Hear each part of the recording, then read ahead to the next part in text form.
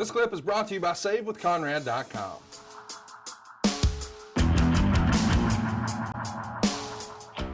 Let's talk about WrestleMania sort of on the heels of WrestleMania 31. Meltzer starts to speculate about next year's WrestleMania, and he says when Dwayne Johnson and Triple H did that angle on SmackDown last year, it was with the understanding they would build to a match with either this year or next year at WrestleMania.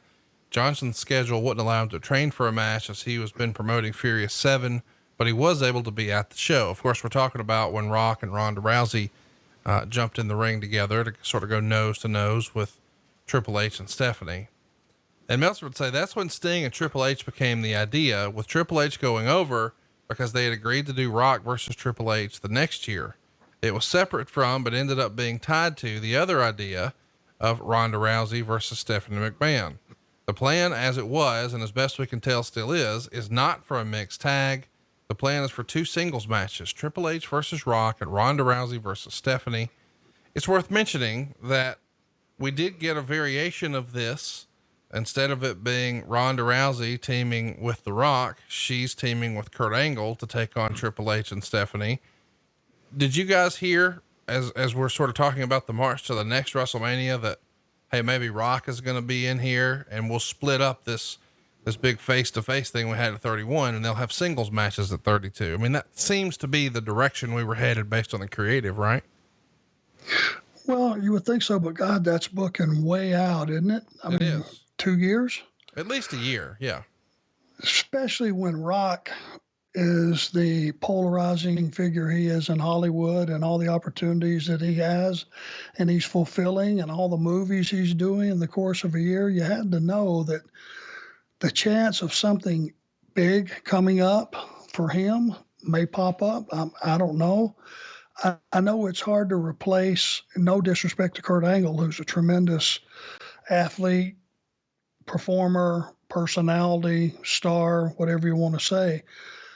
But there's no replacing Ronda and Rock. Mm-hmm. That's kind of hard. Nothing's in second place, I would say. Yeah, I mean, it's a tough spot for anybody to sort of step into and think they can pick up where The Rock left off. But I thought they did a great job in that match. I'm sure we'll talk about it another time, but that's Ronda's first match. That's probably the best single match. I mean, that's probably the most quote unquote celebrity debut. And I know she's a real athlete. I'm not saying that, but I'm saying as far as a first timer, maybe the best debut ever at WrestleMania.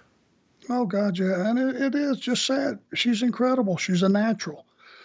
You know, if she wanted to win the world championships at skipping rope or chin ups or climbing trees or whatever it was, if she wanted to be the best at it, I'm pretty sure she could be the best at it. And the debut and to pull off what she did on her debut was incredible. And, you know, you got to attest, you know, that Hunter did a great job with it. Stephanie did a great job with it. So did Kurt. But, you know, Ronda, to pull that off under those circumstances, you got to tip your hat to her. Hey, it's Conrad Thompson. Thanks for checking out the podcast here on YouTube. Be sure to hit the subscribe button and the notifications bell so you get a notice anytime we upload some new content. And go save yourself some money right now. If you're in a 30-year loan or you have credit card debt, it's not a matter of if I can save you money. It's a matter of how much. Find out right now for free at SaveWithConrad.com.